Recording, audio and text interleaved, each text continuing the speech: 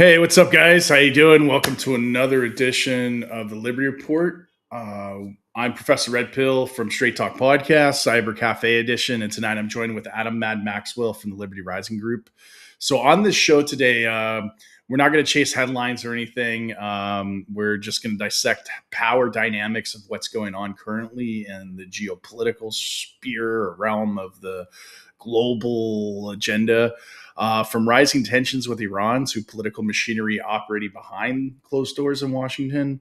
So we're going to break down the incentives, the influence, and the interests that shape foreign policy decisions involving this particular type of situation that we're in, the new thing, if you will. So this isn't a left versus right; it's liberty versus centralized power. So the questions we're going to answer today are who benefits with the tensions that are escalating at the moment, who shapes the narrative, and what does it mean for everyday Americans and the greater global community as a whole. So Adam brings strategic insight from Liberty Rising Group, and together we're going beyond surface level debate or examination of the systems that are driving global events currently. For deeper dives and extended coverage, join my locals community, Professor Red Pill's Tea Club, where I unpack geopolitics and power without the filters. Use promo code Rumble3 for $3 off your first month's membership, and of course, join Adam Mad Maxwell's locals channels as well. Those links are in the description. If you're in Rumble, you can click join button, and that'll take you right to the locals channel. That being said, let's go ahead and get started. And go ahead, Adam.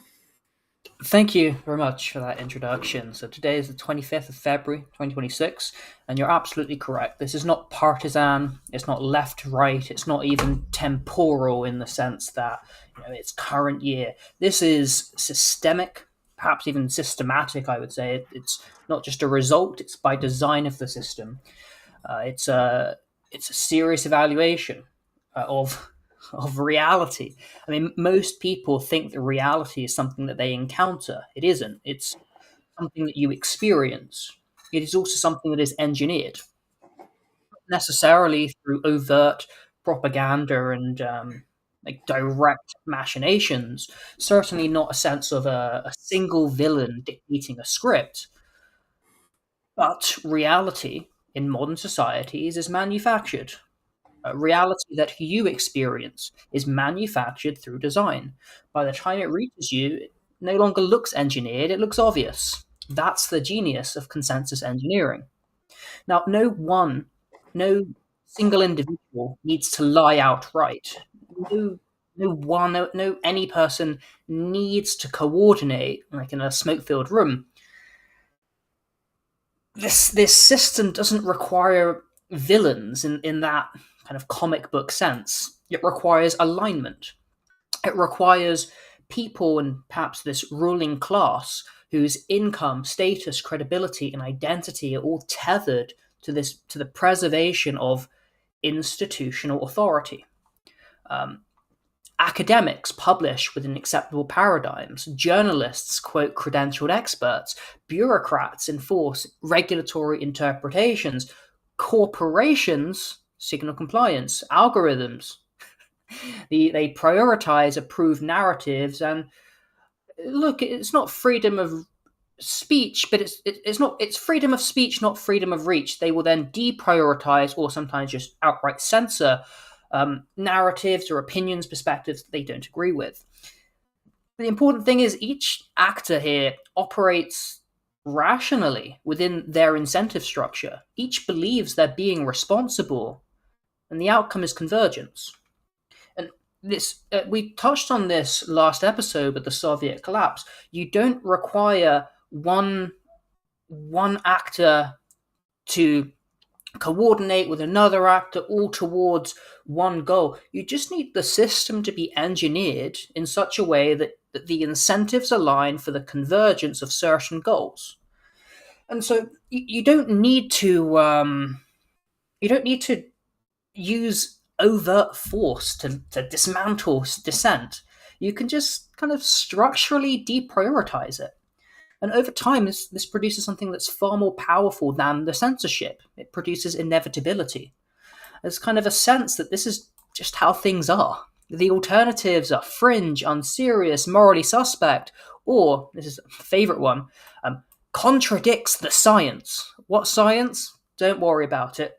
Or um, studies which perhaps have unreliable data or methodology, and then you commission multiple of these studies, and then you do meta-analyses on these studies, not looking at the underlying data, and you end up with conclusions that are so obviously flawed. I'll give you one example.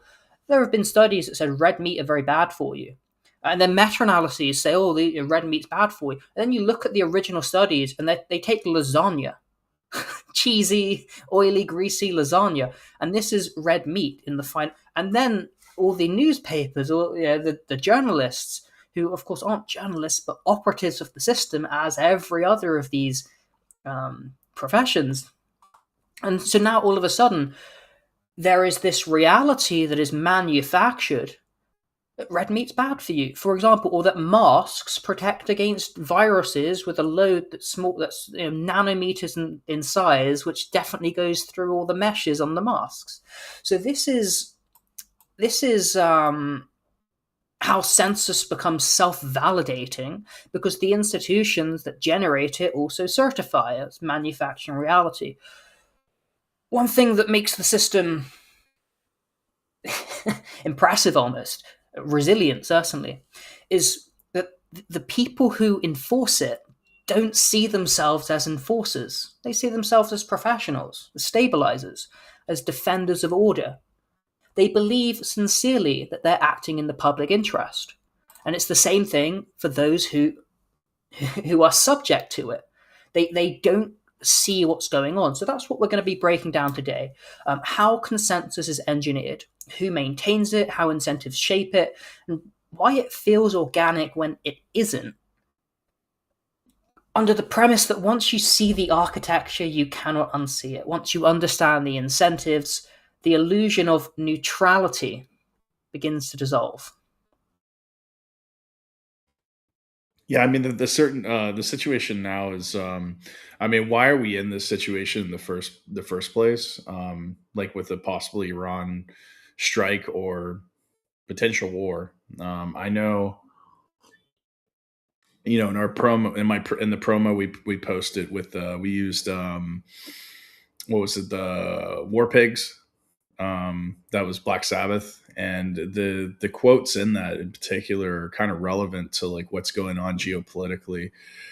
And the thing is we see the Epstein files were recently released, I guess within the last month or two, and that's been a lot of buzz with social media, with influencers all over X, all over different social media platforms. It's the buzz everybody's talking about. It's the new thing. Well, as we've seen in the past with previous administrations, predominantly like Clinton administration, Bush administration, whenever there's scandals, and this goes back to the movie Wag the Dog with Robert De Niro, Dustin Hoffman, where they had a scandal in the in the White House, with I guess a affair, like of sexual nature, and they went. Robert De Niro was working as, I guess he was a spook. He was like working for an alphabet agency, and he went to Hollywood to manufacture a war, because it was an election year, and this scandal would be devastating to the political campaign.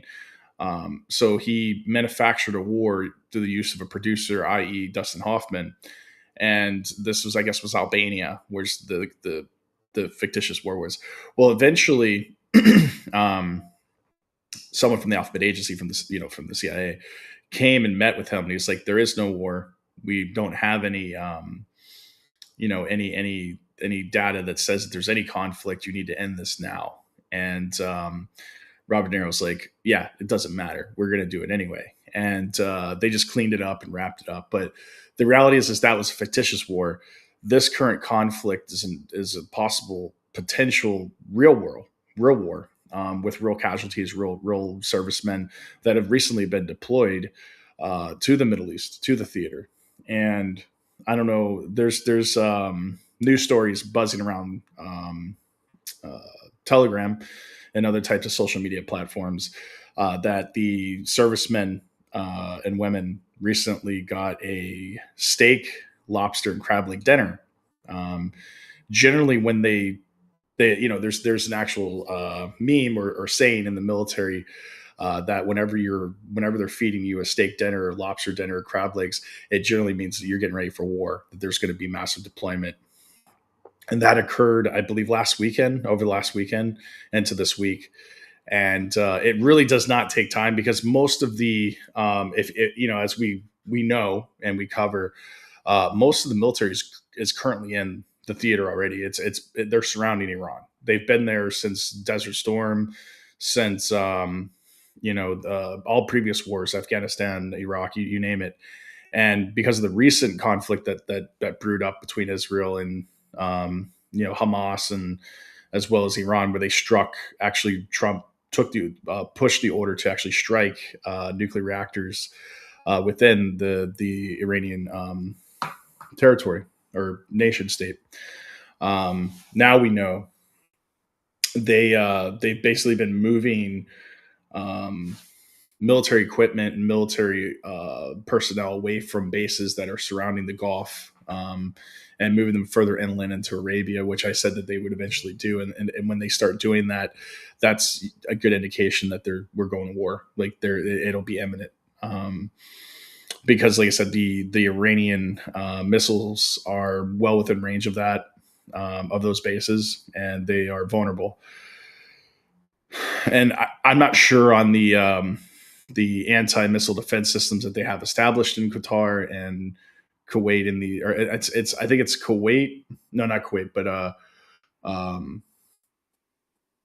not Camp Doha in Kuwait. But I think they might be moving some from there as well. But that's a very massive base there. Its base has been there since the first Desert Storm, or first Gulf War under Bush Senior. But they have a base, naval base that they built, or that actually the Qatarians built in Qatar. I've actually seen it in Bahrain as well. I haven't been on that base, but I've seen where it is, and I've been in the area when I was in Saudi Arabia teaching military personnel.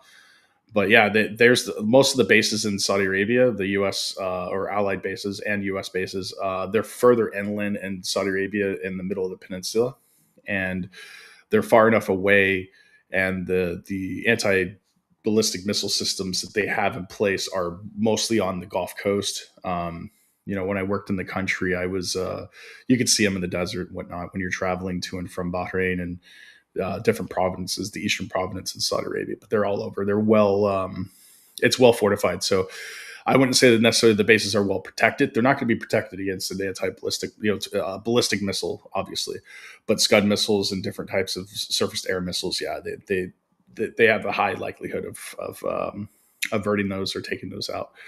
But I digress. I mean, the reality is that they are preparing. I think is there 2 or 3 carrier groups in the theater right now? At least. Yeah, I think it's 3 that are in the theater at this point. And one is most likely on its way to Diego Garcia, which is in the South Indian Ocean. It's a joint U.S. British air base off of.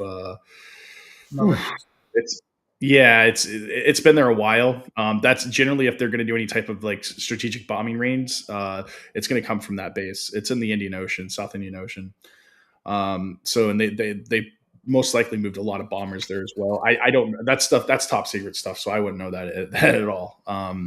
Just, I'm an academic, so, but most likely if they moved strategic bombers there, then there's most likely that's where that's where the initial strikes would be coming from, other than, in the Gulf, or surrounding seas, where they have carrier groups stationed, but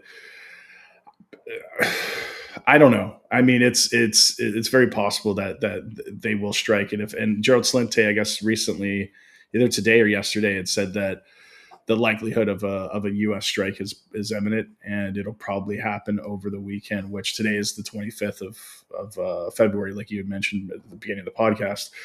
So I would assume the 28th. They'd probably strike 28th or 27th. Yeah. Very quickly on that, I think on Calci or Tolly Market, there was something like $3 million of volume estimated. Is the war going to start today or tomorrow or the next day? And it was like 40 million the 28th. So that's kind of odd. And that was like a 50-50. No, it was a high proportion as well, maybe 30% likelihood there on the odds, or the probability. So it's curious. I would say that the Indian Prime Minister has visited Israel today. This was announced a few days ago. Oh, he's going to. So you don't really start a war after you've invited the head of that country to come over. So it's not going to happen today, but it does appear imminent, again, based on just the amount of assets that they've moved into the area.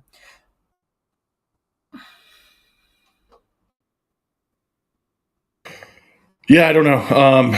The reality is that like it most likely is imminent. It's going to happen. I mean, and the other thing too is to consider when we look at historical data, predominantly with the Ukrainian Russian conflict, that we haven't covered in a while because it's kind of been stagnated, and we're we keep saying like there's got to be a peace treaty coming soon. Peace treaty's got to they've got to have concessions. Something's got to be worked out soon. Which we that's the only thing that we've talked about that we've got wrong. Just admitting it now, it's fine. We were thinking by summer this year that it would have been the war would have been over, completely over, and there would have been a peace deal, but that didn't happen. Also, I called a conflict in where was it, Taiwan, that it was like, yeah, it may happen. It's highlight, it didn't happen, and that was where I got wrong. But this one in particular, like I said, if it doesn't happen, it doesn't happen. I'm not saying that it's going to happen. I'm not saying that the likelihood of an actual strike is going to happen over the weekend. But a lot of influencers and a lot of insiders and experts are saying it's very imminent. And in academia, the people that I'm connected to, they're also talking about it as well. And they're like, yeah, it's very likely. So we'll see. But for the most part, what do you think the repercussions would be if there was a strike over the weekend, market wise or just geopolitically? War is bad. And though it is profitable for some, it's more kind of a wealth or a like priority relocation. So it's bad for business. It's bad for business. Especially once a war breaks out, it can take on a life of its own. Who knows what's going to happen? Is Iran going to strike Saudi oil fields? Are they going to block the Strait of Hormuz, as I think they maybe tested out the other day? What's going to happen to oil production or even oil logistic? Who's going in there to go get oil out of Iran if America is saturation bombing the place with Israel? So that's going to have a massive impact on energy prices, for example. Good thing that we're coming out of the winter season. My energy bills have skyrocketed regardless, thanks to Euro adoption. So I think we're going to see, if a war does break out, almost certainly an increase in energy prices. And energy price underpins economic competitiveness and global trade. So you're going to see things become immediately more expensive overnight. Global trade slow down, that region slow to a crawl. Who's going through the Suez Canal if Israel's getting bombed by Iran, and you're going through the Red Sea, and who knows what Yemen's going to do? And so now people are going around Africa and not going through Suez. It's too risky. The oil's not coming out of the Strait of Hormuz. That entire region economically shuts down because just the risk. Who's flying to Qatar or UAE or in and out if things are shut down? So immediately there's a massive shock there. Then with the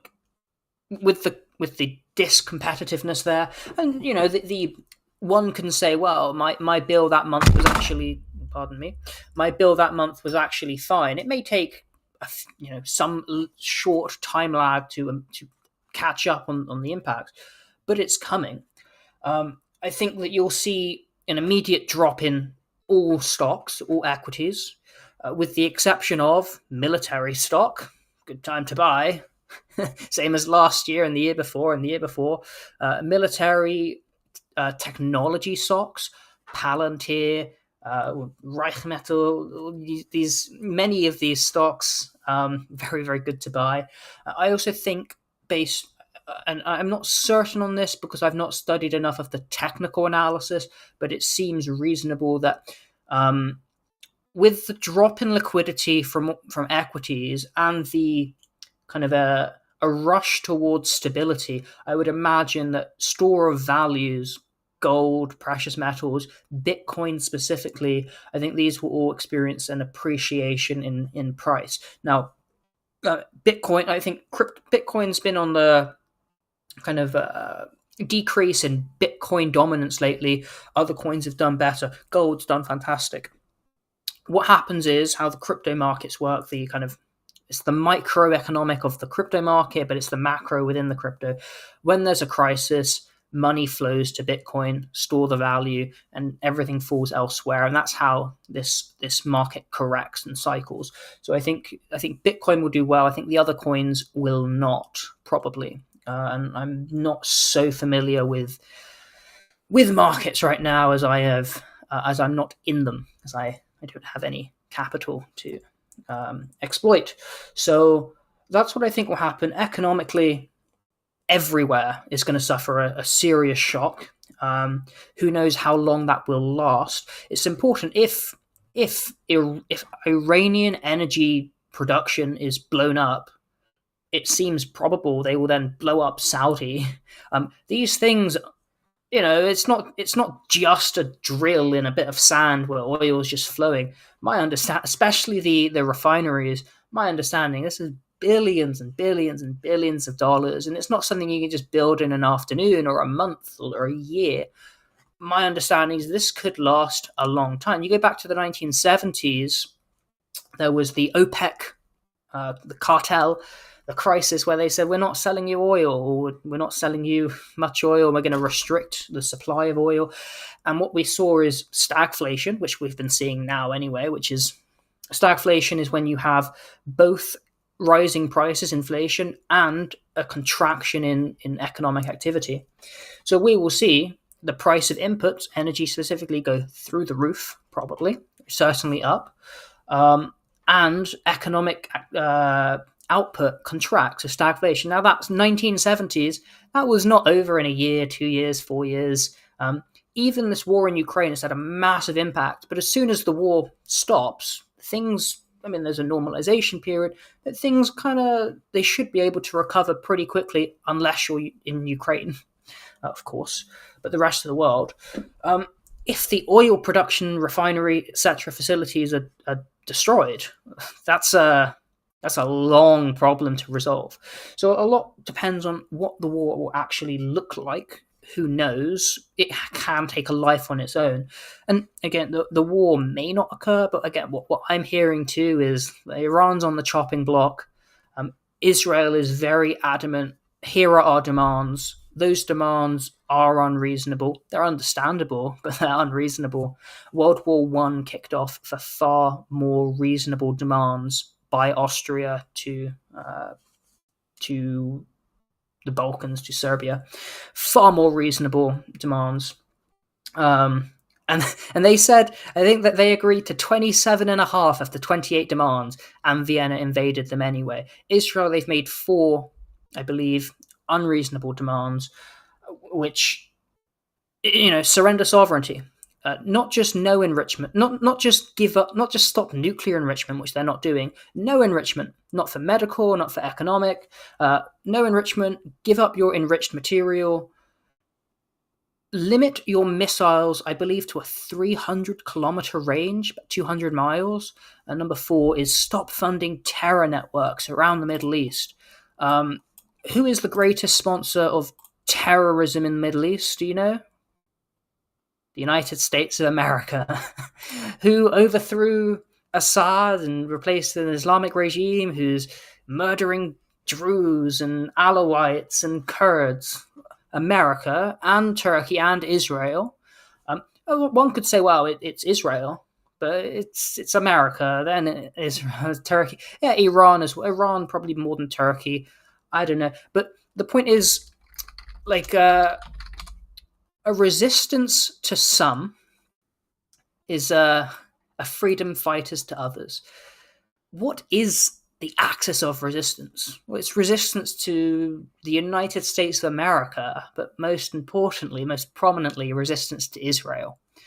This is really what the war's about. They can manufacture consensus. They can say for 20 years, nukes, Iran is a latent threat. This is a topic we covered one time. It's not that they actually have nukes. It's not that they plan on having nukes. But within now a week or even a few days, they could, if they make a political decision, they could get nukes. Especially since Trump unilaterally ripped up the JCPOA, which had limits on Iranian enrichment. Instead of it being weeks to months for them to say, all right, let's get a nuke, it's now days. And then they use this, they manufactured that situation by ripping up the JCPOA, by sanctioning Iran further. Iran, originally, they were kind of complying with JCPOA terms, even though it was signed, ratified by all parties, by the United Nations Security Council. Trump 1 came in, ripped it up. It's a bad deal, he said. Why is it a bad deal? Because it would have allowed a course that doesn't lead to war. And what the important thing is, what this war is really about, is Israel, is because Iran says we do not accept the legitimacy and existence of the state of Israel. Everything else comes down to that. Yeah, I mean, currently the crypto's up quite a bit right now. I think Bitcoin's up 5%, but altcoins, XRP's up 6%. Bunk is up 10%. Solarium, I think, is up 11%, and Dodge is up 10%. So it just spiked today, like before we began our podcast. And gold and silver's up.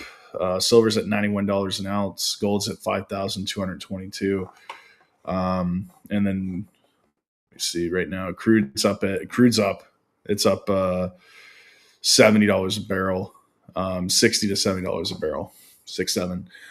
So yeah, everything's up right now, and this is also an indication that possible strike. If the markets are up, the insiders obviously know something's going down. I haven't checked what military stocks are doing, but the thing is, if crypto's up, gold's up, and oil's up right now, there is a huge anticipation of an actual engagement, some type of strike. But I did.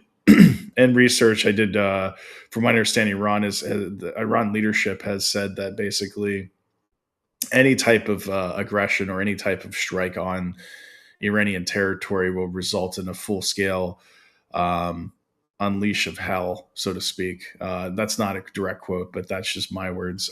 Basically, they would do full release of whatever arsenal and ability they have, which means most likely strikes on obviously Israel, obviously U.S. bases, obviously maybe even. I mean, I'm in Tbilisi. You're far enough away where you don't have to worry about any type of rogue missiles or ballistic missiles or anything coming. But where I'm at in the Caucasus, we're within range of everything Iran has. I mean, I'm like right up here. Iran's like right here, and I'm like right there. So if they decide to just go ahead and hit, the Vinay's base outside Tbilisi, which is apparently allegedly a NATO training base, that's right next door. So it's right out my window, basically. I mean, I'm not that close, but you know what I mean? It's in the capital. It's outside the capital. So I don't think they'll do that, but I mean, you never know. I mean, if they decide they're like, hey, they've got what's the arsenal that they have? I mean, they have thousands and thousands and thousands of missiles, from what I understand, drones and other types of equipment. So, Thousands of missiles, low thousands of missiles, high thousands of drones, probably ordnance of over 10,000. I think some say less, some say thousands. Of course, the most advanced missiles, dozens, maybe hundreds. mhm. But it's a lot. I hear they could launch up to 2,000 rockets, missiles in a day. I don't know if that includes drones, and also that would be subject to air suppression. But that's apparently the capacity that they could launch. So, what's fascinating is when you look at the markets. Yeah, you can say today it's up. You can say this week it's up. This isn't a markets podcast, but it's important. But this is a reality podcast, but markets reflect reality. So, you've got to look at the macro, the pattern, the trend, the trigger. What's fascinating about the markets is we are absolutely in an inflection point. I have a Bitcoin chart up right now. I have it from 2022 to 2026. And you can see from 2022 all the way until the October 2025. It's a straight line up. It goes up and down and up and down, and then it's up. And then there's a reversal pattern, and it's been down since. It's down since October 2025. So it can go up a bit, but it's the macro is down. So that's that the macro is down. Very good. Now we're at a key level of significance. We are hovering around $75,000. Key level of significance. Before that, the key level was about 30,000. It went up not to 50, but to 75, and then 100. And so what you see is it oscillated around 100, 125, 75. We're at that 75 range. Now maybe it oscillates around again. It may be as a third wind up. There usually is. There usually is a third wind up. But we're at that boundary point, at 75k, where and you can either say, well, we've had the third impulse, which was from November till the end of January. You could say that is a third head. I don't think it is. I think it's a localized low, it looks like. You don't have to have 3 winds. It can be 2. The point is that it appears as though it's either going to go down to 25k, 50, 25k, or I think I believe that's not a third head. So it's a localized low. It's come down. I think it's either going to go to 100k and then come down again. I think it's going down, unfortunately, just markets, unless the macro changes. It's very important. Or it's going down to 50, 25k. And then the new key level of significance will be about 50k. And there's a lot of support around this 75k. The point is not buy or sell. I don't know. Not financial advice, not your financial advisor. And again, this isn't a markets podcast, but the technical analysis of markets shows a real reality. It's a real reflection. Something you said earlier, the reality is this absolutely is a key inflection point. Empirically, we can look at price, which is information. This is how they really coordinate things. It's massively manipulated like this, and just it reflects reality. It's something really weird like that. Something big is happening. You can see it everywhere you look. You can see it in the news. You can see it when you're talking to your friends. You can see it in the region. You can see it. You can feel it, and it's reflected in the markets. It's very worrisome, and I don't think it will be clean. I think no matter what, every person in the region, even the potentiality of this is, I think this is perhaps the most dangerous, the most dangerous time.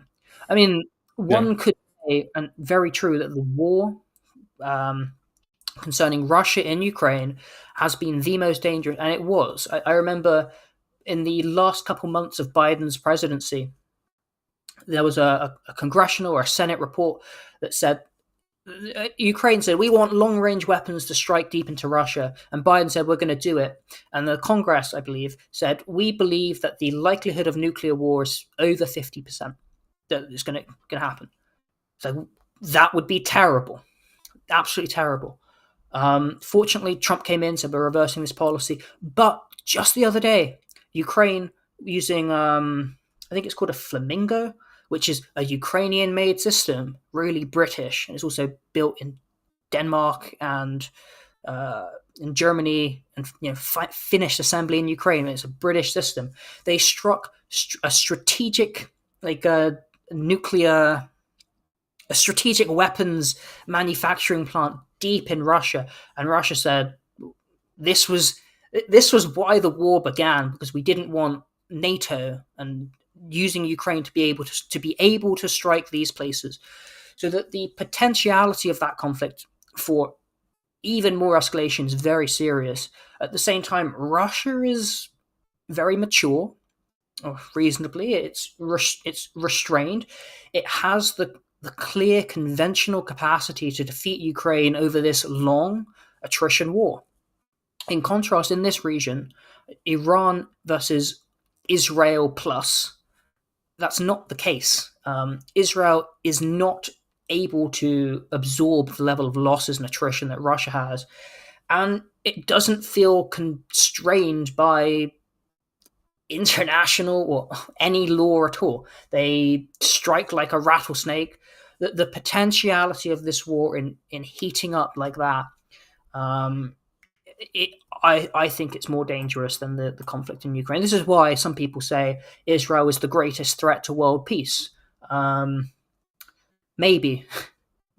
One can, of course, the alternative is someone says, well, really Iran is the greatest threat to world peace, and that's why we have to do. Yeah, look, on a personal level, I may agree with that, but objectively, Iran do not have nukes and have signed the Nuclear Non-Proliferation Treaty. Israel has not signed that treaty, and they do have nuclear weapons between 9 and 25. And so does America. And just the potentiality here is worrisome. Like, I may like to move into the region around this time, if not for this looming geopolitical risk of impending war. The important thing is, even if Iran doesn't use nukes against Israel, conventionally they have enough capacity to wipe. Look at Israel, tiny country, really is. They have Tel Aviv, they've got districts of Tel Aviv, Herzliya, Hamat something. They've got Haifa.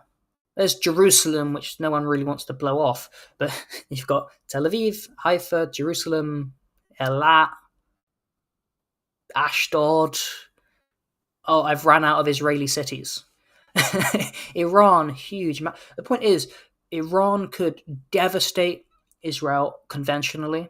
The 12-day war last year, they almost did. If it lasted another 1-2 weeks, Israel would have been not wiped off the face of the earth, but their cities, their strategic and defensive infrastructure was seriously wounded. And it could have been fatally wounded had the war been allowed to continue for even another 7-10 days. This is why America came in, put a stop to it. So I'm hoping if a war does break out, which I hope it doesn't, but it looks like that's the way it's going, because we're not dealing in in a neutral and unconstrained reality. We're dealing with these imperial powers, and how these imperial powers coordinate. It's a heavy machine. It's not one person. You have this apparatus of coordination, and all of these apparatus appear to be aligned towards the convergence of war with Iran. And that's why, if I had to bet, which I'm not going to do and I don't encourage doing, but if I had to bet, I would bet that something breaks out here. Well, it's long-winded. I mean, I think something's going to happen. I'm in the region. I'm closer to the region than you are. I mean, we're both kind of in the Black Sea area, but I'm like right next door. There's a lot of Persians here actually, but I know this government's been trying to kick a lot of them out. Even people that've been here a long time, they've been doing, I would say massive deportation, but they've been deporting quite significant amount of Persians over the last like 5 years, more so recently. But I can tell you that I think Trump's main agenda was Tehran and going after Iran. I think that was his main objective. I don't think he's concerned with Ukraine at all whatsoever. He's more concerned with Israel and the Middle East and particularly Iran. Um, it's madness. It's like he came in with words of peace, and now he's eventually going to be a wartime. He's technically a wartime president because of the ongoing conflict with Ukraine, but we're going to say officially starting a conflict in Iran, which he technically did. So because he did strike, so he is technically a wartime president, which is what he did not run on. He ran on if I was in power, Ukraine would never happen. It happened under Biden, just like In 24 hours. I'll end it for day one. Get that water end. Yeah. And like I said, we kind of make fun of Trump and do the politic bashing, but we're still conservatives. I actually voted for him twice, but I just I mean, you got to call someone out, even if you support somebody, you voted for them, you still got to call them out when they make dumb decisions and stuff, and that's part of the democratic process, if you will. So yeah, just calling it out. I mean, come on, man, what's going on? I mean, with Iran, it is a security concern in the region, especially with nuclear weapons. But if they've got any, I won't do Trump anymore. But I mean, literally, if they have any type of evidence to state that they're building nuclear weapons, there is, like I said, the treaties and there is regulations with that, So it is important to have advisors come in, neutral advisors, nobody from like Israel, America, or anything like that, but like maybe someone from Sweden, or someone that come in neutrally and just say, hey, we don't see anything. That's what what's his name? We don't like him. It's all Lear Network guys. Like we do not like this guy, but Scott Ritter. Because the dissent with what during the Ukraine conflict, what he had said about Gonzalo, but that's what he did. He was a UN weapons inspector, so he that was his job. So I mean, you're going to send someone like a Scott Ritter there, basically. Preferably not an American, but let's send maybe someone from Sweden or a neutral country, or Israel. But this is the Israel. thing. They manufactured this problem. Iran, they've had a moratorium on nuclear weapons for 20 plus years. There's a religious fatwa prohibition. Nuclear weapons are the most destructive thing imaginable. They exist solely to kill en masse. Yeah. They're banned. I believe it too.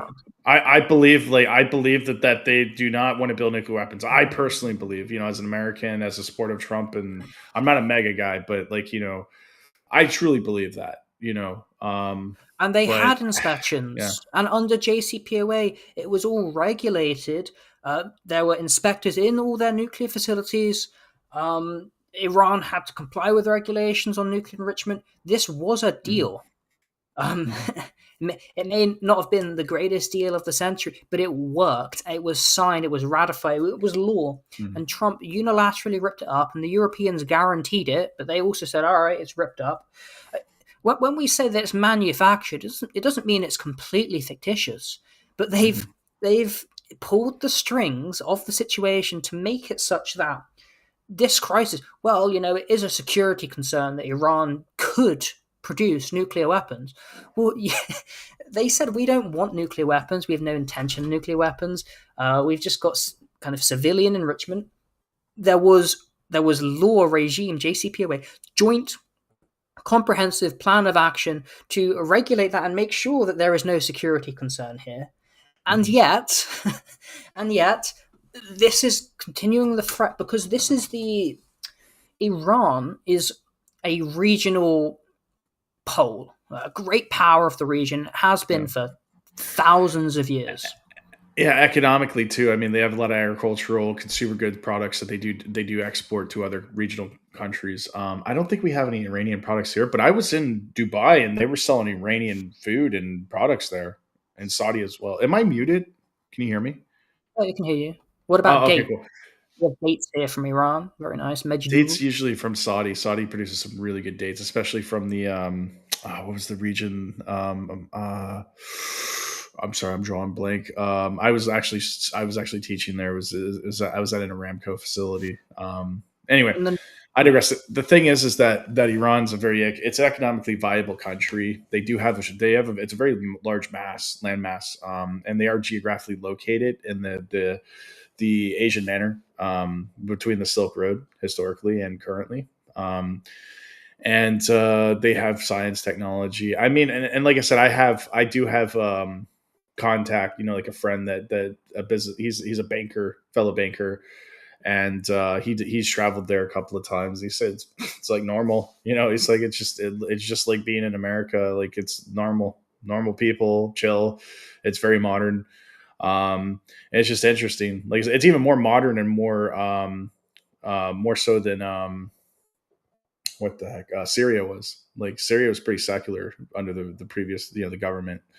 But it's a very well established and well built country. They have very top universities and that could rival with anything in Europe or America. To be honest, I haven't been there myself. I probably wouldn't even be allowed to go there, but I have taught some people from that country here locally in Georgia in the past, long time ago. But I've even worked for some Iranians too, professors and deans and stuff. But it's rather interesting, like the whole situation, because like North Korea actually has nuclear weapons. They do. They tested it. They were like, yeah, we have them. And why isn't Trump going after North Korea? You know what I mean? I mean, he met because with they Kim have Jong nuclear Un weapons. because he has nuclear weapons. It's a deterrent. That's the whole point of having them, is they're a deterrent. I mean, that's what I mean. I don't think Iran has them, and I don't think they have intention of building them, because of the simple fact that if they had them, this would not be occurring. They may be posturing and building around them, but if they had them, they would not strike nuclear facilities, reactors and stuff. They would kind of abstain from that. Israel get wiped off the planet, and Israel would wipe off Tehran, and then we have full exchange rather. What are the repercussions you think with Russia? Because I know that Putin had said that he does not. He said that they have an agreement, but not necessarily an actual pact for any type of retaliation. Because that's what was asked before with the last excursion. So I'm not certain on whether they have a defensive pact or not. They Mhm. didn't last year, and then I heard that they did sign one, and I heard maybe they haven't. So I'm actually not confident on whether they do or do not have a pact. Yeah. Personally, however, look you look at China and you look at BRICS, Brazil, Russia, India, China, South Africa, and Iran. I think Iran's joined BRICS or a BRICS ascendant. Um, you look. I think Russia's winning in Ukraine. Doesn't mean it hasn't been generate for the generation of Russians. This war in Ukraine. There's been six figures of casualties at least, and I think seven on the Ukrainian side. That's my estimation. And I think Ukrainians are Russians, so I think Russia has suffered seven figures of casualties. Horrific. A civilizational hemorrhage which you just can't come back from. It's definitional. There is this axis of resistance in the Middle East against Israel, led by Iran. There is also this dipole, and the 20th century, it was started off. The first half was this ideological kind of multipolarity or tripole. You had liberal democracy and communism alliance up to defeat National Socialism, and then the second half became a dipole where you had the Soviet Union and America, and now you've kind of got a multipolarity, but it's kind of it's a block nowadays. You've got America and its Western bloc, and you've got the BRICS and the alternative bloc, which is led by Russia and China, and underneath them, kind of tier two, is Iran, India, Brazil, global south. So the thing is that Iran is a key ally to Russia and China, or a partner at the very least. Iran supplies most of its energy, or most Chinese energy is supplied by Iran as a key trade partner, as you say, it's Silk Road to connect. You go through Iran. It is a regional player, and it has always been. Iran, Persia has historically controlled this region, being the hegemon. Sometimes it's been Egypt, sometimes Turkey, never Israel. So if Iran, this key ally and partner of Russia and China, is attacked, if they're defeated, it's a strategic massive L for this anti-American. I don't want to define it as that, but perhaps correct. Kind of an anti-American, this other side of the world. It's a serious loss. Now, if Russia's tied up in Ukraine, which it is, China has been providing supplies to Iran, but they're not. There's not a. I don't think there is a defense pact there, and they're not going to go send their troops in to aid Iran. I don't believe. Why would they? I think if Iran falls, it is strategically devastating for Chinese world order, for Russian, and I don't think China wants to assert a world order. But if America is the unilateral hegemon of the Western Hemisphere, China really is the Zhuanghe, the Middle Kingdom, the center of the world island. And maybe Iran is geographically more central to that world island, big deal. But China, it's got 1.5 billion people, 1.4, and it's the biggest economy, the biggest trade. China, really, everything from there. So devastating. Russia, China. Yeah. I mean, the thing too is like we talk about the global trade. I mean, China's America's largest trading partner, and like everything you've gone over, it is rather interesting because even though that there's no direct trade or ties with Iran and the United States or Europe, it's still going to affect via proxy other trading partners and alliances. So, and this is obviously a similar thing that we saw with World War II. Where there were trade issues, trade embargoes, tariffs, concessions, things, and it just escalated. And people like smaller countries started declaring wars on other countries, and then they started building alliances, and then it built up to the massive World War II that we read about in history books. The thing is that they're recently, I guess tomorrow. We're today because I'm in the future and you're in the past. I'm talking about timetables. So they're apparently going to meet one last time Thursday for another peace summit. I believe, and we've seen this we can call this historically referring back to the Ukraine-Russian conflict, where they would sign a peace deal or they would come to a peace summit only to buy time to prepare their little soldiers and toy soldiers on a plane, or like their little strategy to prepare for an imminent attack.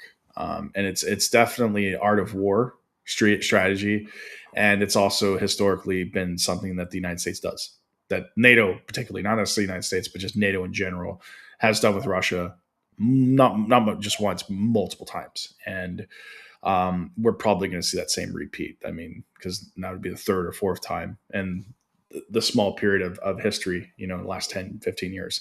So most likely that's what I think is going on. The fact that they have peace summits rather, and they're discussing like we're going to come to some kind of peace deal and stuff like that. And the reality is that they're just preparing, because I mean, the whole time where they're doing peace summits, America's moving carrier groups into the region and moving personnel and completely relocating families and like because there's no families I think that they're on the Bahrain base. It's mostly just all military personnel and support staff.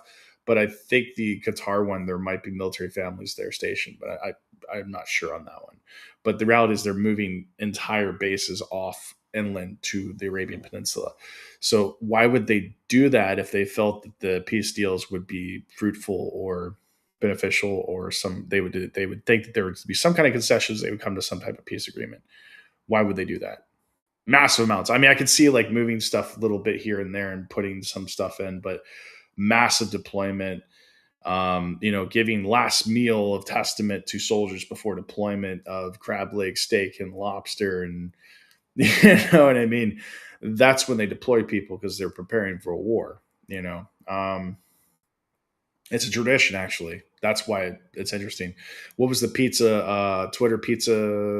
Not. I'm not talking about Pizzagate or anything like that. I'm talking about the pizza tracker around the Pentagon. Has that been up recently?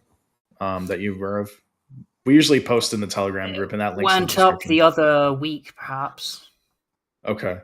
Yeah, because usually when that's up, it's an index. Yeah. Mm-hmm. Pizza index, right? Yeah, it's that if all the spooks get together at the CIA, if the Pentagon is well staffed, they like ordering pizza. Just there's a percentage of people that like to order pizza. If there's more staff at the Pentagon, there's more orders of pizza, and so you look at like Google activity of activity at places, and when it's up, tends to be there's a lot of people at the Pentagon, and that is an indicator, nothing definitive, but an indicator of Pentagon activity, which tends to spike when something significant may be going on. Yeah, well, there's lots of people doing analysis and meeting and things like that. The thing about Washington in particular, it's such a small city. And the thing is, the traffic is horrendous. If anybody's ever been to DC, I've met multiple times I've been in. There are people traveling from as far as Maryland, West Virginia, Virginia, obviously, Pennsylvania. There are people traveling from all over that actually work in DC. They do like telecommuting. Most people in DC, because there's not enough parking spaces and parking garages and transport for people to. If everybody that works in DC metro area, if they were working there on the same day, it would be gridlock all the way back to like maybe Philadelphia. Like that's how many people work in DC generally during the week. So they do a lot of telecommuting, where people come in once or twice a week if they have to come in for meetings. And this is how any government agencies is usually done as well. So if they need to do any type of meeting, they may do some hybrid where they're doing that. But for the most part, everybody's traveling. When a lot of people are traveling at one time and there's a big meeting, like with the pizza index, that's a big deal, because it's very difficult to get into DC. It's very difficult to park and to arrange like in-person meetings. So whenever they're doing analysis like this particular situation, you can't do that over the internet. You can't do hybrid or telecommuting. You have to come in person. So the fact that there's a lot of people and this pizza index goes up, it is usually a really good indicator that something's about ready to happen. And we've seen this throughout, everybody, like our Telegram group and other groups similar, have been tracking. I don't know who was the first one to start looking at this analysis, but it is rather interesting. So definitely keep. And this is on Twitter, right? X, that usually posts stuff like that. Yeah. So certain channels that follow such things. Yeah, if you follow that, you'll get. So that's one indicator right now. Like I said, the crypto is way up. Like we're talking, since we began the podcast, it's up 3 or 4 more points. So like I said, Dodge is up 11, Solo's up 12, 13, XRP is up now 8%.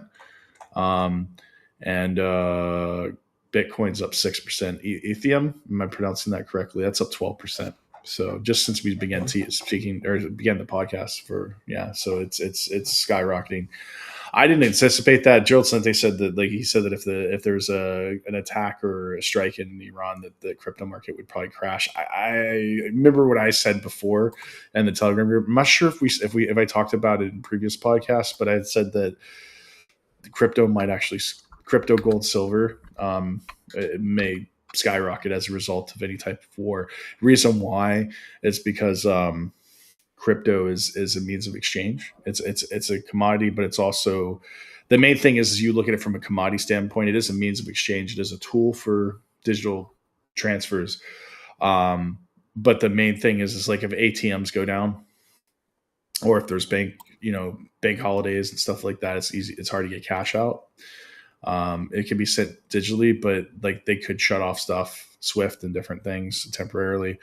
And crypto, as long as you have a cold wallet or you have a means of exchange, it's easier to exchange gold and silver, that sort of thing.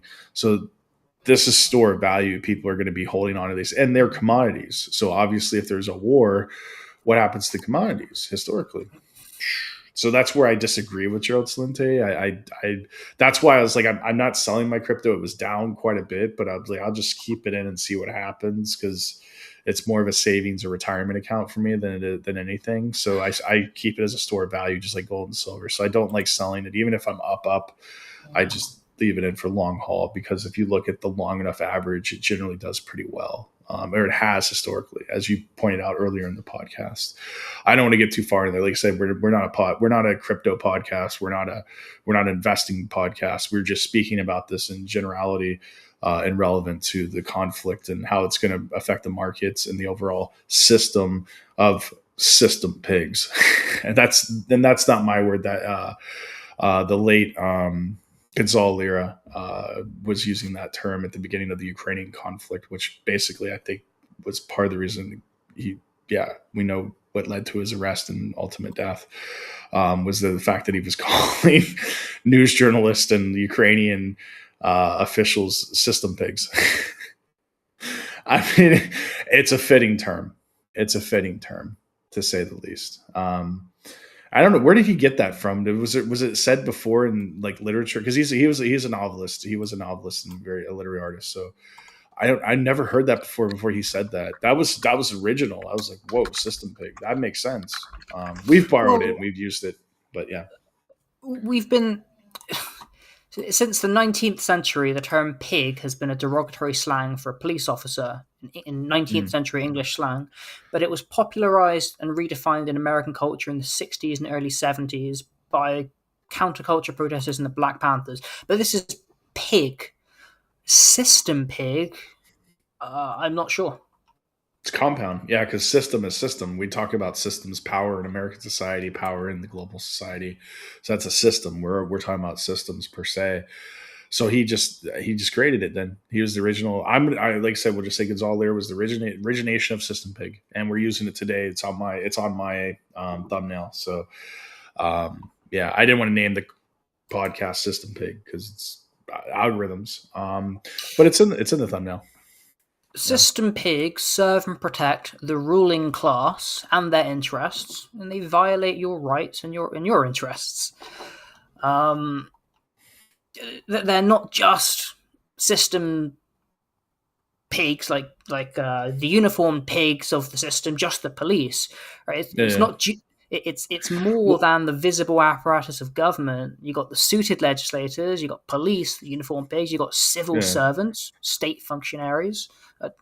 I got more to say, but you wanted to interrupt? I was just thinking that pig would denote as greedy, and that a system is established state of like how things are done. Like anything's a system.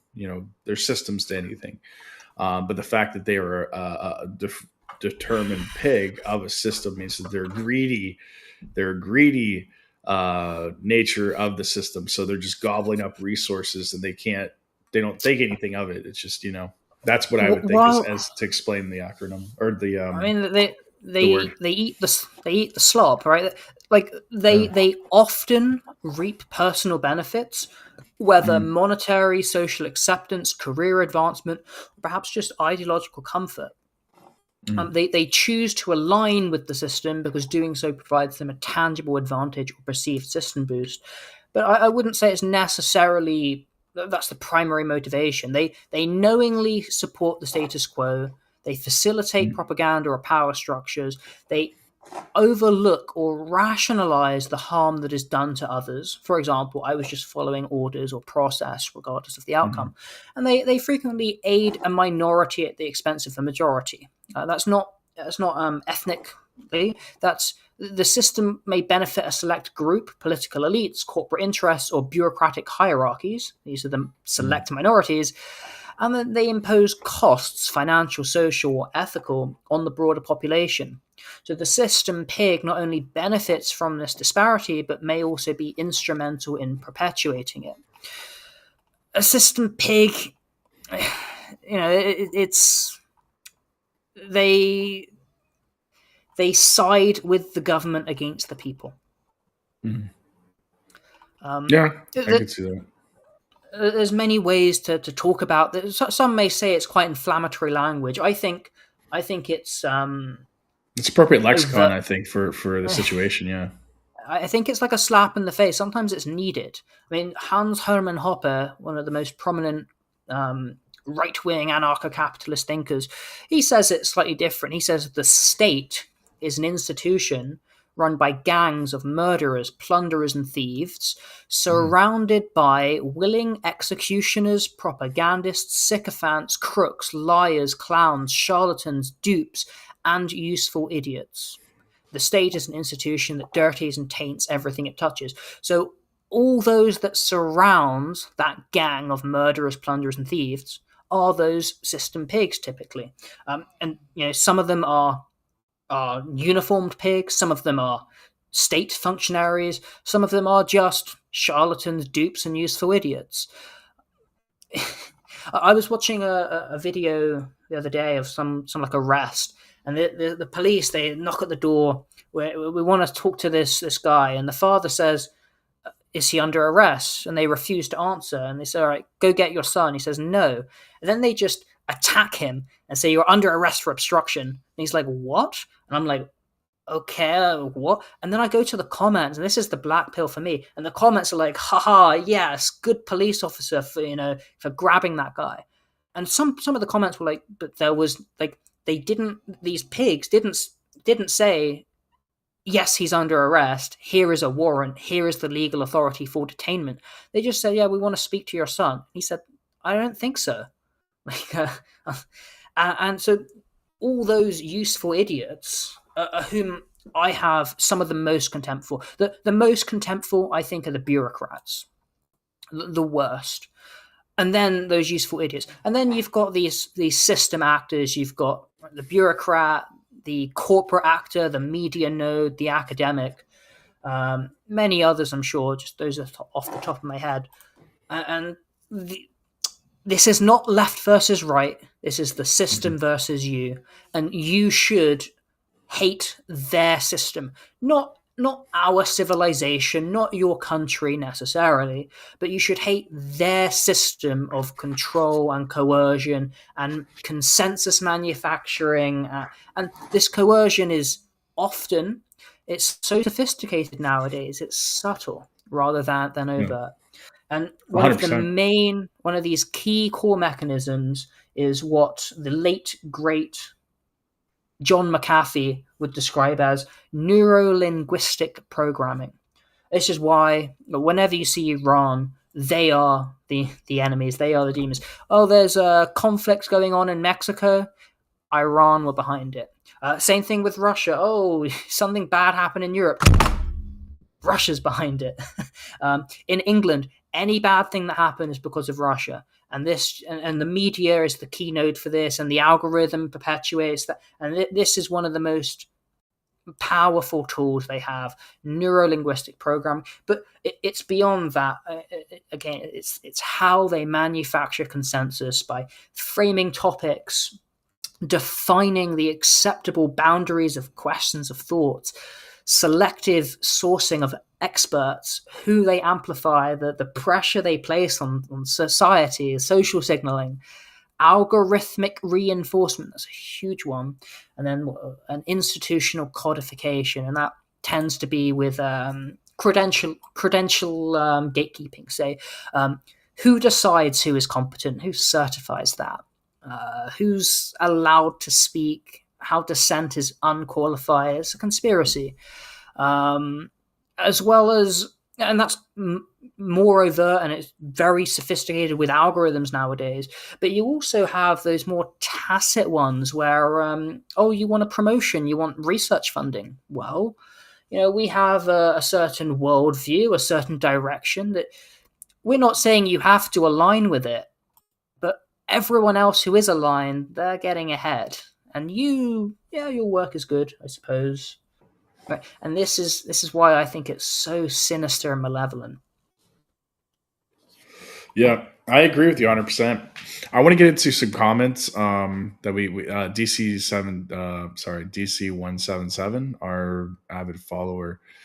He says, "You think Russia has suffered a million casual?" Let me see. Let me take off. Oh no, it's good. Okay. You think Russia has suffered a million casualties, i.e., dead, or are you counting dead plus injured? I guess that was from previously. What are your thoughts on that? I said casualties includes wounded and dead. Okay. I think that Ukrainians are Russians civilizationally, and that's why I said, look, every Ukrainian loss is, at the end of the day, in the final analysis, a Russian loss. This is what I post on my channel before it was taken. Ukraine is Russian civilizational space. Every Ukrainian loss is a Russian loss added to Russia's own military losses. The West understands Ukraine cannot achieve victory, but that doesn't matter. The war functions as an attritional wound inside Russia's own civilizational body. Western economic damage is tolerable and reversible to the elites. Russian demographic and territorial damage is not. The result is a deep generational scar that no battlefield outcome can erase. You said that Trump, is unconcerned about Ukraine. They're and to some extent, you're correct. The nuance I say is they're not unconcerned with Ukraine. They like it because it's wounding Russia. They're unconcerned with the eventual outcome because they're going to lose. But for them, it's not about ultimate victory. Of course, they'd like ultimate victory, and they've pushed as hard as they can for it. But it's about the strategic defeat of Russia has been their goal since the beginning. And that strategic defeat, what do you mean strategic? What do you mean? Like, why not total military defeat? A strategic defeat could just be, economically they've suffered. Territory. I mean, the mines in that region are going to take a century to clear. The fiberglass around the place, the nuclear depleted uranium residue Weaponry. around the ground. It's a lot of it got blown a up. lot of the There was a weapons. facility in Ternopil that got blown up, and I don't know what happened to the dust. I read reports, that there is a spike in the Geiger counter. Oh, there's not. But you get that dust into wheat, and that wheat, it's like, and Chernobyl, great city. Lots of people study, work, and you've got a weapons depot there, which was storing depleted uranium tank shells, and that was blown up. Mm-hmm. There was another situation too, like a lot of the tanks and artillery that was sent from NATO. A lot of the U.S. It's well known fact actually. A lot of the U.S. weaponry, the shells and artillery, they use a lot of depleted uranium because it's cheap and it's readily available. Waste products, if you will. And a lot of that was used in Ukraine as well. So that's littered all over the battlefield. And that's in the most, I think I've talked about that previous podcast way back when we were talking about Ukraine. That's in the battlefield. So the battlefield is over. It's not like there's it's not like the battlefield is like some arena where you go and you battle like the Matrix or something. No, this is like in farmland. This is in fertile land. This is in areas where people are living and occupying in forests and things of that nature. Outskirts, little villages. Yeah. So this is going to affect long term, hundreds of years. Depleted uranium that's littered throughout the battlefield of farmland. So it's getting the streams, it's getting the soil. It's this is going to affect an ecological disaster It problems with conflicts. ecological disaster. I mean, when we compare the Middle Eastern conflicts, like the Iraqi conflict, it's mostly desert, so it didn't really matter. That's why they were using depleted uranium, because most of at the time they were like, well, most of our battles are pretty much in desert climates where like it's inhabitable and no one's good. It's not really going to matter. There's no streams. There's no real. This is the logic. I'm not saying that I agree with it or just No, no, but, you're but what I'm saying, correct. There's been some yeah. horrific birth defects as a result of. Oh yeah, no, no. It's I like mean, we could see that. Yeah, yeah. it's like in Vietnam, Agent Orange. It was effective at clearing trees. The Yeah. birth defect, even of U.S. soldiers, it's been Correct. horrific. Correct. Yeah, and the VA denied a lot of those benefits for a whole generation until like finally the Congress did a hearing and said no, they deserve benefits, even their dependents as well. And that takes years for that to push through, because no, they have to get medical scientists and academics like myself to go in and say, look, this happened. I'm sorry that it's classified and we want to deny that it happened, but this is the empirical studies, and we've seen it over a generation, multiple generations. This is the result, and you're responsible, so you need to pay. But the reality is that we could talk about that too as part of the system pig, so to speak, that there are repercussions and that there's economic consequences, as well as everything that you've discussed and everything that we've talked about. But yeah, with this Iranian conflict, the potential Iranian conflict. Let me get to the next question, DC, and we'll get into this question here. So, if there is an Iranian war, do you think the Arab regimes are stable enough to withstand any economic crisis due to that war? And it's good that you asked that question. We're getting to it now towards the end of the podcast, but yeah, I mean, that's what we're discussing. It's just there's economic consequences to any major conflict. Now, I want to do a micro analysis, like the 2008 Ostedian conflict between Russia and Georgia, because I'm here in Georgia, so try to keep it kind of relevant to the region. There was an economic boom shortly after the conflict. I came shortly after. I came here in 2011, 3 years after. And at the conflict, the conflict happened during the peak of the 2008 economic crisis, by the way.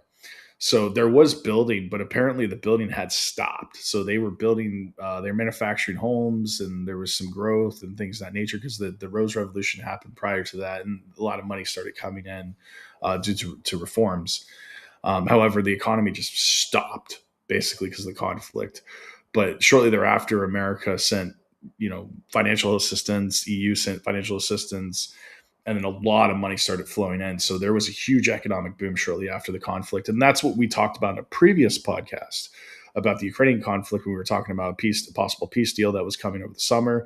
And I had said that, yeah, basically, and this is consensus with other academics, predominantly business marketing and business strategists and global trade, people that are experts in this in geopolitical studies that I work with or know through contacts. And you guys know I work in academia, I'm a professor, so I have a lot of contacts globally. We had discussed this, and we were like, yeah, that once that Ukraine conflict is over, there will be an economic boom. There will be a lot of money flowing into Ukraine, Russia as well, because a peace deal would allow for Russian economy to open back up. And this is what I think. And Trump has kind of mentioned this, and this is kind of like reason why I voted for Trump, because I was like, okay, Trump is saying that he wants to bring peace to Russian conflict. He wants to open the economy up, get the global economy going again. And that just fizzled out and failed. And then now we're possibly getting into another fucking conflict. So now we have two major conflicts that we're involved in, that NATO is involved in.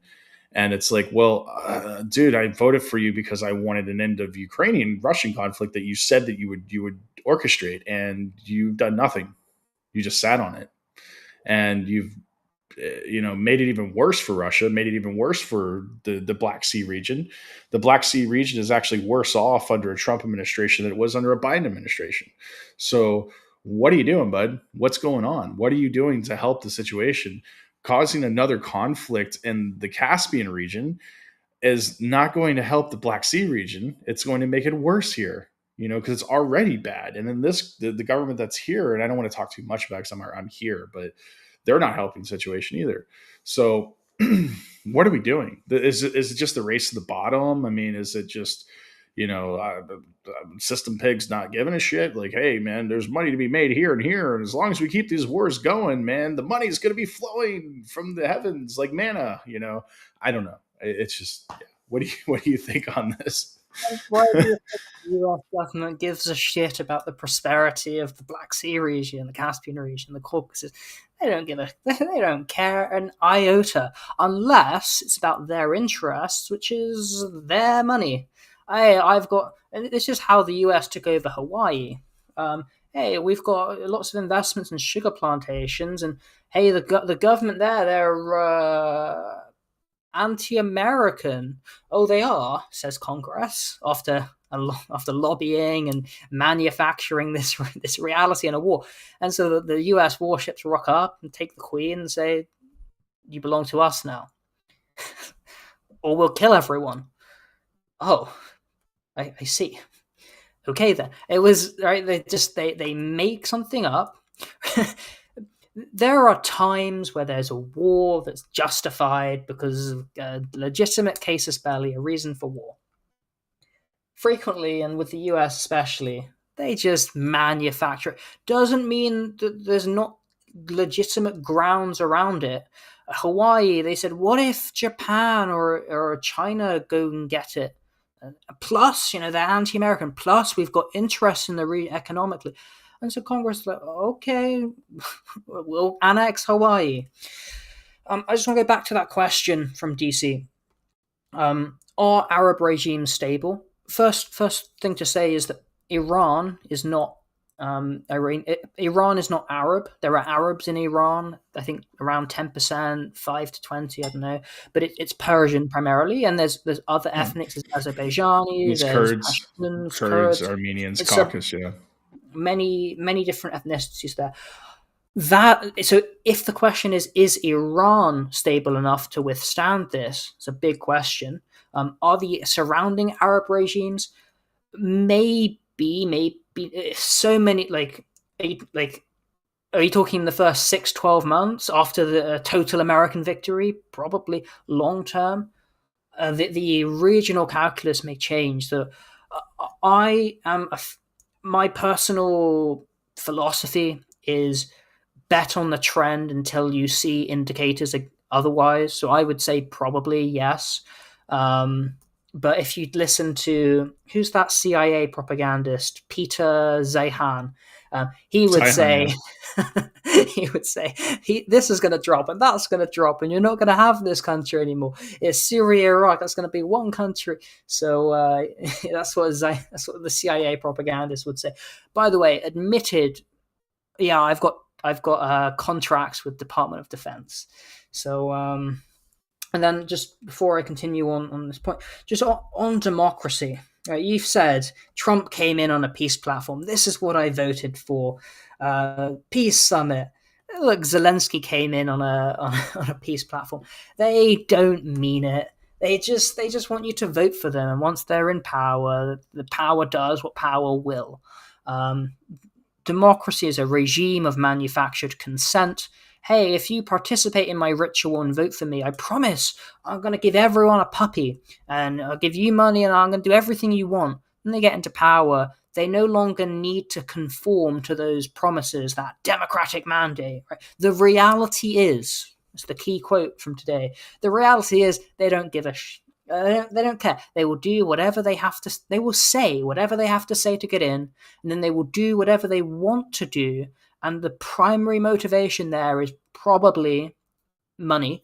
But with Iran, it's not just money. It's ideological. The primary sin of Iran is they refuse to accept the legitimacy and existence of the state of Israel. Yeah, that's well put. I mean, yeah. DC also asked here. I'm gonna put this comment up here. So it's cut off for some of you guys, but it's fine. I'll read the whole quote. So any new wars Trump will start except Iran. You think Venezuela Sega is over? I think Taiwan could flare up anytime as well because China wants to divert attention from its failing economy, i.e., AI bubble. Yeah, the AI bubble we talked about. We talk about it all the time actually, and now influencers are like, "Oh, we're in an AI bubble," and now the actual insiders with tech are saying there's an AI bubble. Like I said, we predicted the crypto crash that happened recently, the major correction. We predicted also the stock market bubble. You could go back 2 or 3 podcasts where we talked about that. Yeah, I called it. And we said it would happen, or at least I said it would happen the first quarter, which it already has. But I think I had said also that that's it. You'll see the first hiccup, and then it'll go back to normal as usual until the next new thing happens, which is the Iran conflict. But this actually might possibly spike these, not the text, but maybe the tech stocks if they're military related. But it's a system, and the system pigs want to make money, so they're going to do whatever they can to spike and cause crash. Basically artificial crashes, artificial spikes in the marketplace to gamble and make money because it's at this point it's a rigged game. I mean, it really does seem that way. I mean, Trump is like, he comes on, he does a presidential address, and all of a sudden the crypto market's starting to going crazy right now. Or, he decides that he's going to do a blanket tariff, and the crypto market was at all-time highs, and then all of a sudden it just takes a massive correction. But his buddies at the same time, and he issues a Trump coin, by the way, that also benefited from it. But his buddies on Wall Street decide to sell their crypto and get out of the market just before the announcement. So that was kind of interesting, allegedly. So, I mean, like I said, the system pigs, it's by design. They control the system. They make decisions that they know are ultimately going to affect things. And Gerald Salente made a really good comment. I mean, he knows his stuff. He's a trends forecaster. He's been on Oprah. He used to be a Fox News contributor. I mean, I think he knows for the most part what he's talking about. Maybe not so much relevant nowadays because I think he's getting older. But he what he mentioned his recent podcast. He said, "I'm sorry if I really went with the trail of thought here, but he said basically that." When they do strike or they make when government or U.S. government, in particular President POTUS, decides to strike or engage in a conflict, he usually does it over the weekend, or government does it over the weekend. Friday. Do the Friday, yeah, for the markets. Night, yeah. Friday night, yeah, and he did that last time. As well, so the 12-day war began Friday midnight last year, and it also means, if it's Monday morning, everyone's at work in the office, hey, let's respond. Maybe you got plans for the weekend. You finally I can go fishing. I can go to my second house. I can do my hobbies. I'm with the kid. It's like, oh crap, a war's broken. I'm not in work mode. I'm in weekend mode. So it's as well. You said, kind of coincidental. Friday's the 27th, Saturday's the 28th. It's the end of the month. It's the end of the month. Markets close. They then. We're also at the end of the third quarter. We're at the end of first quarter. That's the other thing too. This is when all the balance sheets and everything starts coming out. So, maybe we're gonna call it, guys. Maybe we're gonna call it because all the sorry to cut you off, but the fact that you're what you're pointing out, I'm like thinking in my mind, it's like deep thoughts with Jack Haney from Saturday Night Live as an analyst, like I said, in the expert in this stuff. Balance sheets for third quarter, first quarter is about to end. This is a perfect storm, to boost markets and to manipulate for system picks. So they may actually strike on Saturday. They may. I mean, Iran thinks so.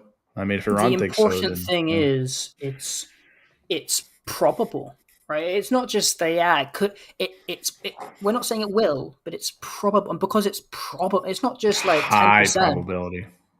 Even 20%, 40%, it's probable enough that it really could happen. So I think We started this question by the conversation by asking a simple structural question: how is reality actually manufactured in the modern world? This is whether we're talking about academic studies, corporate narratives, regulatory outcomes, or international conflict. The underlying mechanism is the same. Aligned incentives produce aligned narratives.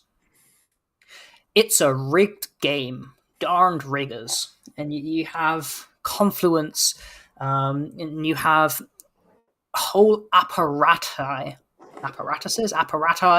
across a variety of different structural components that lead to this. In Iran, you've got geopolitical positioning, threat application, market responses. Obviously, it's not random. It's institutional actors responding to incentive structures that reward certain framing and penalize others. And the strings have been pulled, it's been manufactured. And we see that in markets too. It's a rigged game.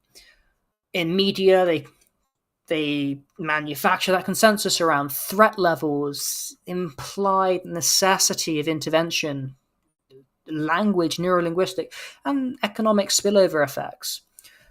Markets move all the time, but they don't move purely because of pure facts. They move because institutional confidence, risk appraisal, narrative certainty converges. That narrative certainty is not just abstract. This is how smart money operates. That it's such a big system, it's an imperial system, that to coordinate it, again, it's not one guy in a back room. They have to mobilize all their different systems. So traders may react not just to raw data, but to perceived policy direction and narrative momentum. The smart money, the big institutions, more so. What the system seeks to do is not just manufacturing truth, but a certainty. This is why the people that I know in big institutions, they say Iran is on the chopping block. It's not. I say, what do you think is the probability? And those that I've spoken to, which may not be right, and they've been wrong before, but this is at least their psychology. They say it's going to happen. I don't know when. I don't know if it's this Friday, if it's next week, if it's in a month or two, but it's going to happen because it feels inevitable. This happens whether it's war, economic protection, social risk. The system incentives and legal, financial, reputational, all the actors are pushed towards shared interpretations. These can be such that when the public encounters the narrative, it no longer feels engineered, but inevitable. I've heard it on the news. I've read this. I didn't hear that. I wasn't told what to think. Everything was just set up so that I know what I think, and I don't. It's not because they told me. I came to this on my own. Right? That's the engineering. That's the construction. It's why reality is not random. It's not just got a mind of its own. The free market has never been free. It's assembled. Consensus is the product of architecture, not truth alone. That's why understanding manufacturing reality is essential, whether we're talking about markets, war, or everyday life. That's awesome. That's a good close. Let me see. DC, yeah, he had some really good comments. He's really smart guy. He engages quite often with us. I think he watches every podcast, honestly. But it is what it is. Let's hope that nothing happens. But what is the quote that you often say? Nothing ever happens. Is that what you say?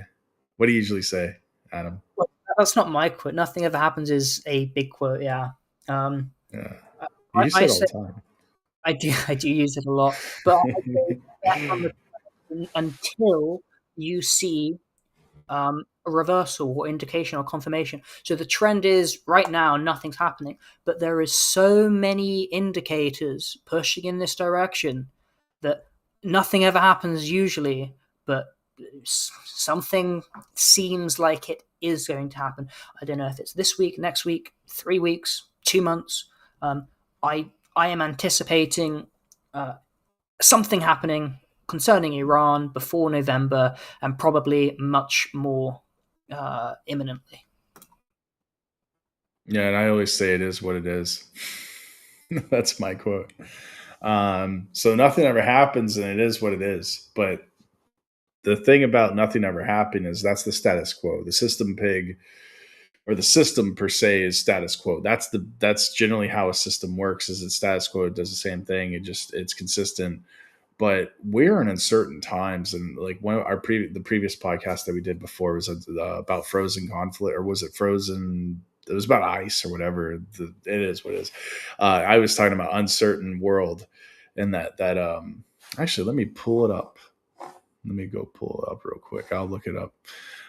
So like we're in uncertain times basically, and more or less the situation is that because of the uncertainty, because we have aging leadership, we have, and like I said, I'm not saying the leaders that we have are incompetent, because I said this before in the Telegram group today or yesterday. I'd said that basically my analysis was there's some smart and very highly intelligent advisors and people giving them information.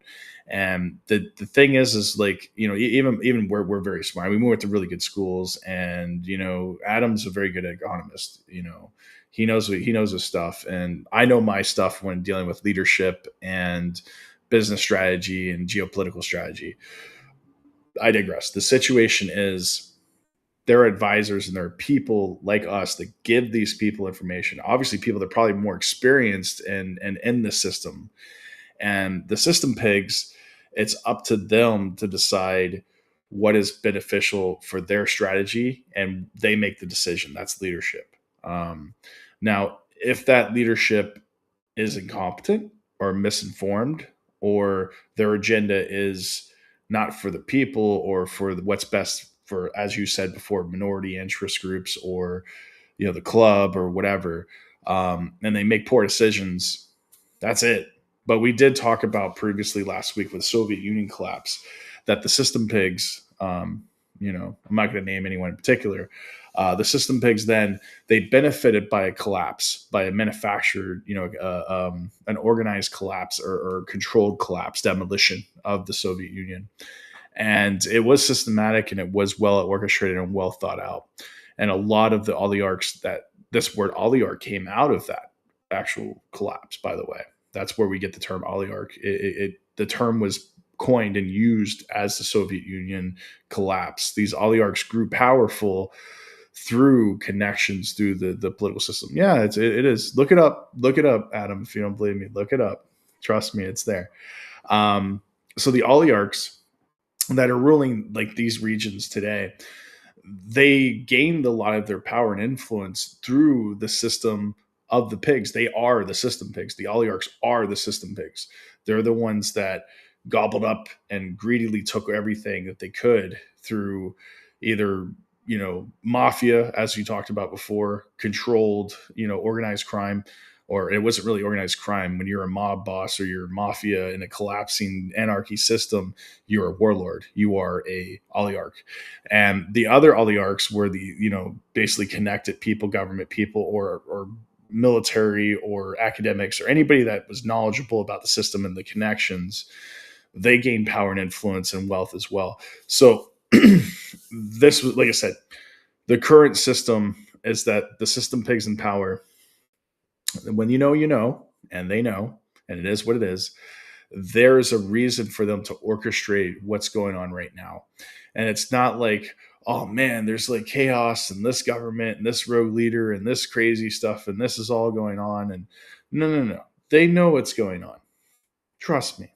It's not like it's just, whoa, something just blew up and happened. No, they know.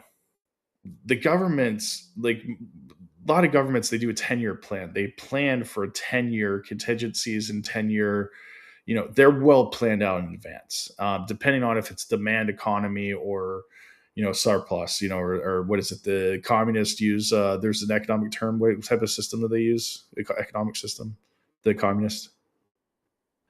It's like a Communist, controlled. capitalist, imperial. No, the communists have a social planning. They have an actual planning that Oh, they develop. Politburo, 5-year plans, Basically, yeah. planned So economy. Yeah. yeah. It's basically planned. So the capitalists also plan, but the thing is the capitalists are working with different types of like mechanisms and systems and different people, so they have to coordinate a little bit better. There's more communication. People are acting independently. It's multifaceted, but at the same time, we talked about this before with America. It's not really a true capitalist system. It's like it's a federalist, socialist. Like what's the best term to use for the Western economies at scale right now? The type. It's not really capitalist. It's Capitalism, crony capitalism. crony capitalism would probably be the best. Yeah. So it is well planned. It's a planned economy. It's economies of scale, but it's very planned, and the system is set up for very few, like I said, system pigs or different people to take advantage of. And these are like the Elon Musk. I wouldn't necessarily say Bezos or anything like that, but you know what I mean? Like there's certain people that are benefiting. Zuckerbergs. These people have the contracts. They are given money. They're exclusively, they're the system pigs. They are literally Corporate in heads. corporate heads. Yeah, Of we call it government corporate heads. corporations. They We call it call in it America the greatest entrepreneurs of our generation. correct, and all they are is oligarchs. That's all they are. They're Western oligarchs. But Not me coining that, but that's other influencers and other academics have said that same thing. Yeah. it's fantastic is rather than invent telegrams, something fantastic. They looked at NASA, and that's inefficient. I'm going to set up my own private corporate and contract for the government. That's how they made tons of money. I just wanted to say that Professor is correct that prior to the 90s, oligarch functioned largely within academic, philosophy, historical context, mostly focused on governance structures and political power rather than contemporary wealthy individuals. Only since the 1990s, out of Russia, has it been used in the modern lexicon. Yep. Like I said, system pigs. We're instead of we'll call them oligarchs, we're gonna call them system pigs. Gonzalo Lira, may rest in peace. He came up with it, and let's just no longer call them oligarchs anymore. We have a new term for the AI generation for the fourth industrial revolution, system pigs. So we're not going to say oligarchs. We're going to say system pigs. So everybody with us now, lexicon, just spread it through the internet. Hashtag system pigs. And this is what oligarchs are, modern oligarchs in the digital age. Yes, this is true, but system pigs, like these are the governing elites, these oligarchs. System pigs tend to be non-governing elites, tend to be the bureaucrat, the administrator, the enforcer, the state functionaries, and their academic. Like it tends to be the functionary you may actually interact with rather than the multi-millionaire, billionaire, the CEOs. They may also be system pigs. They are. But when I'll put it this way, system pigs is usually a much more accessible individual. You're right. I'm not going to say you're wrong. Thanks for breaking the lexicon down. But when you have Elon Musk, who is an oligarch, but he was tapped by Orange Man himself to become the leader or the czar of Dodge, to balance the budget. He himself is a system pig. So technically he's an oligarch and a system pig, but he is the system pig because he's not only the wealthiest man in the world, but he's also a politician, government official, and an oligarch and a businessman. The system hog. The system hog. So like I'm going to make a meme and a picture of Elon Musk as a system pig, and I'm going to post it on the Telegram group. I'll put it on locals, and you know what? I could post it on the sensor tube as well, because we could post pictures and stuff. So I'll make a system pig AI image of Elon Musk as definition of system pig, and we'll put all of his little things that he does, and probably will never be able to post on X ever again, although I've been shadow banned on there anyway. But what do I care? And maybe we'll get Grok to do it for us too. That would be I think that would be hilarious. Fitting. Funny. Gonzalo Lira is credited with popularizing the term system pig. I've not been able to find any evidence of it being widely used or recognized before him. So we're crediting him. Well, he is credited with popularizing system pig. Yes, it's all Lyra. Term system pig. We'll get that trending. Everybody just say everybody's system pig. That's the new oligarch, is the system pig. The system pig of the 21st century. And I'm going to close with that. Any last words? You left some really good quotes and some good what do we call it? Some shorts that we can put together. But I don't know. Anybody else got any questions before I close? Do you see anyone going once, going twice? Go ahead. I think that the lasting quote, I'm going to take two, put them together. The reality is it's a rigged game. Oh, yeah. Yeah, 100%. All right, guys, take care. Thank you for joining us. And like I said, join Telegram group. Links in the description. Adam Maxwell's link tree is in my description. I don't know if it's in his stuff, but also my locals channel as well. I've got a lot of members also with the locals, with the T Club that Lupiter helped me name. I think it's fitting. We were kind of like parodying off of Steven Crowder's Mug Club. We're just like, we're going to call it T Club, just like as a parody to him. Anyway, I digress. The situation is that I'm going to be doing a masterclass in business strategy and business acumen and marketing, digital marketing. I'm also doing book club for, we're going to do Brave New World and Plato's Republic. And I'm going to select some other books, but this is all part of membership. You also get my book that's in progress. I already published the first volume, and I'm working on it. It's updating because it's an academic book, but it's also a leadership book for practical as well as theoretical. And that's Unleash Your Inner Sigma Male. That's free to all members that are paid on the locals channel. And like I said, links in the description. And if you're on Rumble, it should be, I think, right here. We can click to join. And Rumble 3 gets you $3 off your first month's membership, makes only $1. And it's well worth it because, like I said, everything they offer, all the content that we have, I do exclusive. I have exclusive interviews there as well, and different types of deep dives that I do with different influencers that come on. It's a good network. It's a good community of people. And the thing is, there's no censorship on it. So we can talk about whatever. You can post whatever memes and stuff in there. I don't care. Because even as we saw with Telegram, Adam's channel got nuked. Your Liberty Rising group, your meme channel, it got nuked. Telegram, it got nuked. That's not going to happen on locals, guys. I don't know anybody's locals channel that got nuked at all. No one. So that's the whole point of it, is just to go there and we can enjoy masterclasses, book club, and we can have nice conversations and deep dives, stuff that, like, the wokies and the betas and the beta males and, the people my feelings. Cause I get this in academia as well, guys. I get students like, you hurt my feelings. It's like, yeah, enjoy saying, would you like fries with that there with your useless degree?